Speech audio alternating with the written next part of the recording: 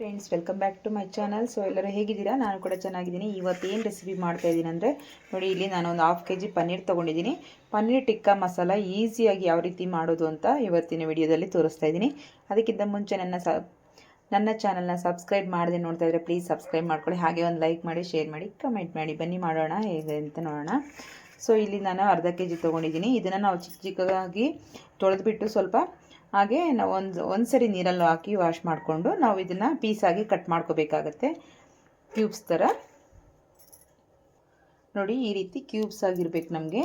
ತುಂಬಾ ಈಸಿಯಾಗಿ ಮಾಡ್ಬೋದು, ತುಂಬಾ ಏನು ಕಷ್ಟ ಇಲ್ಲ. ಈ ರೆಸಿಪಿ ತುಂಬ ಸಿಂಪಲ್ಲಾಗಿ ಫಾಸ್ಟಾಗಿ ಕೂಡ ಮುಗಿಸ್ಬೋದು. ಈ ರೀತಿ ಎಲ್ಲದನ್ನು ಕಟ್ ಮಾಡ್ಕೊಳ್ಳೋಣ ನಾವು.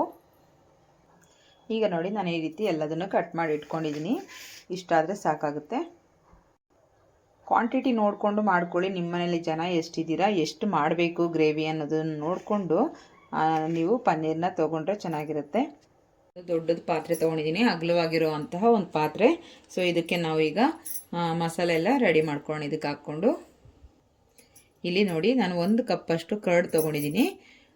ತುಂಬ ಉಳಿದು ಬೇಡ, ಫ್ರೆಶ್ ಆಗಿರೋದೇ ತೊಗೊಂಡ್ರು ಚೆನ್ನಾಗಿರುತ್ತೆ. 1 ಕಪ್ ಮೊಸರು, ಹಾಗೆ ನಮಗೆ ನೋಡಿ ಇಲ್ಲಿ 1/4 ಕಪ್ಪಷ್ಟು ಕಡಲೆ ಹಿಟ್ಟು, ಹಾಗೆ ಸ್ವಲ್ಪ ಟರ್ಮರಿಕ್ ಪೌಡರ್, ಅರಿಶಿನ ಪುಡಿ ಸ್ವಲ್ಪ, ಹಾಗೆ ಇದಕ್ಕೆ ಗರಂ ಮಸಾಲ, ಈಗ ಸ್ವಲ್ಪ ಜೀರಿಗೆ ಪೌಡರ್, ಈಗ ಇದಕ್ಕೆ ರೆಡ್ ಚಿಲ್ಲಿ ಪೌಡರು, ಹಾಗೆ 1-2 ಟೇಬಲ್ ಸ್ಪೂನಷ್ಟು ನಾವು ಶುಂಠಿ ಬೆಳ್ಳುಳ್ಳಿ ಪೇಸ್ಟ್, ಹಾಗೆ ನಾವು ಸ್ವಲ್ಪ ಸಾಲ್ಟ್ ಕೂಡ ಇವಾಗ ಸೇರಿಸ್ಕೊಳ್ಳೋಣ. ಈಗ ಕಟ್ ಮಾಡಿರುವಂಥ ಪನ್ನೀರನ್ನ ಸೇರಿಸ್ಕೊಳ್ಳೋಣ.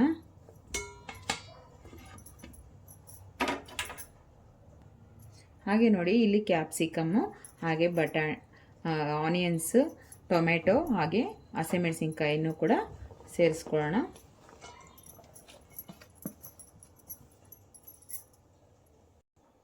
ಹಾಗೆ 1 ಬೌಲಷ್ಟು ಬಟಾಣಿ ಕೂಡ ಸೇರಿಸ್ತಾ ಇದ್ದೀನಿ. ಬಟಾಣಿ ಇದ್ದರೆ ಸೇರಿಸ್ಕೊಳ್ಳಿ, ಇಲ್ಲಾಂದರೆ ಸ್ಕಿಪ್ ಮಾಡ್ಕೋಬೋದು. ಈಗ ನಾನಿಲ್ಲಿ 1/4 ಕಪ್ಪಷ್ಟು ಆಯಿಲ್ನ ಸೇರಿಸ್ತಾ ಇದ್ದೀನಿ. ಈಗ ಇದೆಲ್ಲ ಚೆನ್ನಾಗಿ ಮಿಕ್ಸ್ ಮಾಡ್ಕೊಳ್ಳೋಣ. ಸ್ಮೂತಾಗಿ ನೀಟಾಗಿ ಎಲ್ಲ ಮಿಕ್ಸ್ ಆಗೋ ಥರ ಮಿಕ್ಸ್ ಮಾಡ್ಕೋಬೇಕು.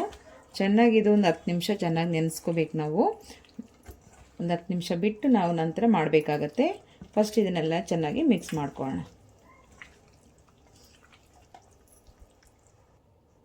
ಈಗ ನೋಡಿ, ಎಲ್ಲ ಮಿಕ್ಸ್ ಮಾಡ್ಕೊಂಡು ಆಗಿದೆ. ಈಗ ಇದೊಂದು 10 ನಿಮಿಷ ಹಾಗೆ ಇಟ್ಬಿಡೋಣ. ಈಗ ನೋಡಿ, ಇಲ್ಲಿ ಸ್ವಲ್ಪ 2 ಟೊಮೆಟೊ, ಚಿಕ್ಕದು 2 ಟೊಮೆಟೊ, ಹಾಗೆ ಒಂದು ಸ್ವಲ್ಪ ಗೋಡಂಬಿ ತೊಗೊಂಡಿದ್ದೀನಿ. ಇದನ್ನು ಸ್ವಲ್ಪ ಪೇಸ್ಟ್ ಮಾಡ್ಕೊಳ್ಳೋಣ. ಈಗ ಪೇಸ್ಟ್ ಮಾಡ್ಕೊಂಡು ಆಗಿದೆ. ಈಗ ಒಂದು ಬಾಣಲೆ ಇಟ್ಕೊಂಡಿದ್ದೀನಿ. ಇವಾಗ ಸ್ಟವ್ನ ಆನ್ ಮಾಡ್ಕೊಳ್ಳೋಣ. ಸ್ವಲ್ಪ ಬಿಸಿ ಆಗಲಿ. ಈಗ ಬಿಸಿ ಆಗಿದೆ, ಸ್ವಲ್ಪ ಆಯಿಲ್ನ ಸೇರಿಸ್ಕೊಳ್ಳೋಣ. ಈಗ ಆಯಿಲ್ ಸ್ವಲ್ಪ ಬಿಸಿ ಆದ ತಕ್ಷಣ ನಾವು ಆನಿಯನ್ ಹಾಕ್ಕೊಳ್ಳೋಣ.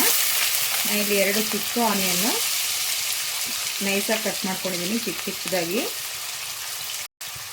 ಈಗ ಚೆನ್ನಾಗಿ ಸ್ವಲ್ಪ ಫ್ರೈ ಮಾಡ್ಕೊಳ್ಳೋಣ.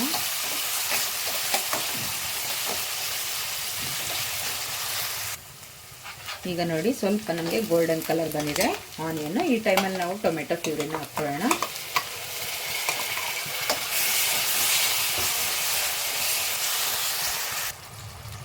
ಈಗ ಚೆನ್ನಾಗಿ ಮಿಕ್ಸ್ ಮಾಡ್ಕೊಳ್ಳೋಣ. ನಾವು ಗೋಡಂಬಿ ಎಲ್ಲ ಹಾಕಿರೋದ್ರಿಂದ ಸ್ವಲ್ಪ ಮಿಕ್ಸ್ ಮಾಡ್ತಾ ಇರಬೇಕು, ಇಲ್ಲಾಂದರೆ ಒಂದು ತಳ ಹಿಡ್ದಂಗೆ ಆಗುತ್ತೆ.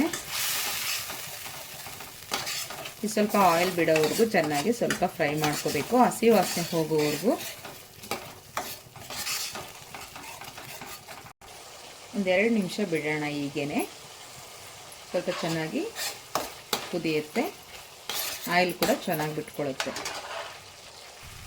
ಈಗ ನೋಡಿ, ಆಯಿಲ್ ಚೆನ್ನಾಗಿ ಬಿಟ್ಕೋತಾ ಇದೆ. ಈ ಟೈಮಲ್ಲಿ ನಾವು ಮಿಕ್ಸ್ ಮಾಡಿಟ್ಕೊಂಡಿರೋದನ್ನು ಸೇರಿಸ್ಕೊಳ್ಳೋಣ.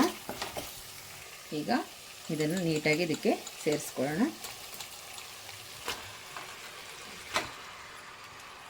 ಹಾಗೆ ಇದನ್ನು ತೊಳೆದು ನೀರು ಕೂಡ ಸೇರಿಸೋಣ. ಈಗ ನೋಡಿ, ತೊಳೆದಿರೋ ನೀರು ಕೂಡ ಸೇರಿಸ್ಕೊಳ್ಳೋಣ ನಾವು. ಈಗ ಚೆನ್ನಾಗಿ ಮಿಕ್ಸ್ ಮಾಡ್ಕೊಳ್ಳೋಣ.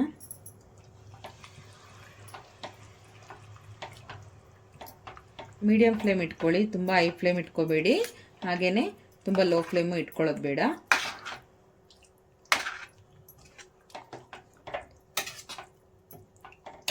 ಹೀಗೇನೆ ಇದು ಬೇಯಬೇಕಾಗತ್ತೆ. ಇದಕ್ಕೆ ಇನ್ನೊಂದು ಸ್ವಲ್ಪ ನಾವು ನೀರನ್ನು ಸೇರಿಸ್ಕೋಬೋದು. ಇದಕ್ಕೆ ಇನ್ನೊಂದು ಸ್ವಲ್ಪ ವಾಟರ್ನ ಸೇರಿಸ್ಕೊಳ್ಳೋಣ ನಾವು. ಈಗ ಸ್ಮೂತಾಗಿ ಹಾಗೆ ಮಿಕ್ಸ್ ಮಾಡ್ಕೊಳ್ಳೋಣ. ಇದಕ್ಕೆ ಲಿಡ್ ಕ್ಲೋಸ್ ಮಾಡಿಬಿಟ್ಟು ನಾವು ಒಂದು 20 ಮಿನಿಟ್ಸ್ ಹಾಗೆ ಬಿಟ್ಬಿಡೋಣ ಮೀಡಿಯಮ್ ಫ್ಲೇಮ್ ಇಟ್ಕೊಂಡು. ಈಗ ಕ್ಲೋಸ್ ಮಾಡಿ ಮೀಡಿಯಮ್ ಫ್ಲೇಮ್ ಇಟ್ಕೊಳ್ಳೋಣ.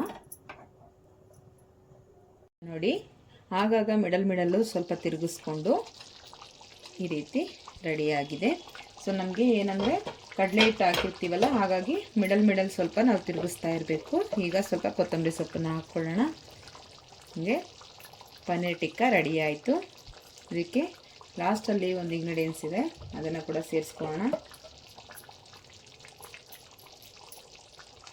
ಈಗ ನಾವು ಬೌಲ್ಗೆ ಸರ್ವ್ ಮಾಡ್ಕೊಳ್ಳೋಣ. ಎಷ್ಟು ಚೆನ್ನಾಗಾಗಿದೆ ನೋಡಿ, ನಮಗೆ ಪನ್ನೀರು ತುಂಬ ಚೆನ್ನಾಗಿ ಬಂದಿದೆ. ಈಗ ರೆಡಿಯಾಗಿದೆ. ಇದಕ್ಕೆ ನಾವು ಸ್ವಲ್ಪ ಫ್ರೆಶ್ ಕ್ರೀಮ್ನ ಈಗ ಹಾಕ್ಕೋಬೇಕಾಗತ್ತೆ. ಸ್ವಲ್ಪ ಫ್ರೆಶ್ ಕ್ರೀಮ್ ಹಾಕ್ಕೊಂಡು ನಾವು ಸರ್ವ್ ಮಾಡಿಕೊಂಡ್ರು ತುಂಬಾ ಚೆನ್ನಾಗಿರುತ್ತೆ. ಸೊ ನೀವು ತಿನ್ನುವಾಗ ಈ ರೀತಿ ಪನ್ನೀರ್ ಟಿಕ್ಕಾಗೆ ನೀವು ಈ ರೀತಿ ಫ್ರೆಶ್ ಕ್ರೀಮ್ನ ಸೇರಿಸ್ಕೊಂಡು ತಿನ್ನಿ, ತುಂಬಾ ಟೇಸ್ಟಿಯಾಗಿರುತ್ತೆ, ತುಂಬಾ ಚೆನ್ನಾಗಿದೆ. ಮಿಸ್ ಮಾಡದೆ ಎಲ್ಲರೂ ಟ್ರೈ ಮಾಡಿ. ಈಗ ನಾನು ಚಪಾತಿ ಜೊತೆಗೆ ಸರ್ವ್ ಮಾಡ್ತಾಯಿದ್ದೀನಿ. ನೋಡಿ ಎಷ್ಟು ಚೆನ್ನಾಗಾಗಿದೆ ಅಂತ.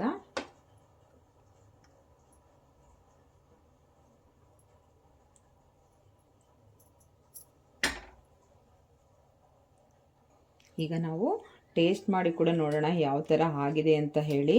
ಯಾಕೆಂದರೆ ಮಾಡಿದವರೇ ಫಸ್ಟ್ ಟೇಸ್ಟ್ ಮಾಡಬೇಕು. ಸಖತ್ತಾಗಿ ಬಂದಿದೆ ಮಾತ್ರ, ಟೇಸ್ಟು ಸಖತ್ತಾಗಿದೆ ನೋಡಿ. ಬಿಸಿ ಬಿಸಿ ಇದು ಈ ಪನ್ನೀರ್ ಜೊತೆ ಇದನ್ನು ತಿಂದರೆ ಸಖತ್ತಾಗಿರುತ್ತೆ.